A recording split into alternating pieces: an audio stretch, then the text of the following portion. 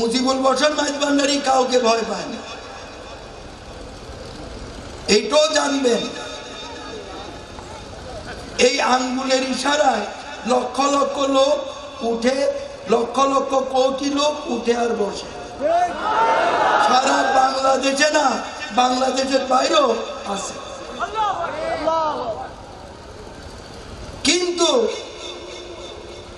আল্লাহকে ভয় পায় না, যার জন্য কাউকে কিছু বলি না।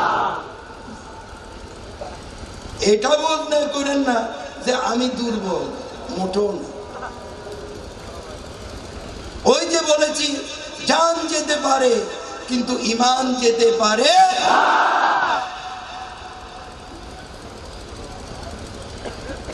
বুঝতে হবে, ইমাম হাসান হোসেনের রক্ত মুজিবুল বশরের শরীরেও আছে।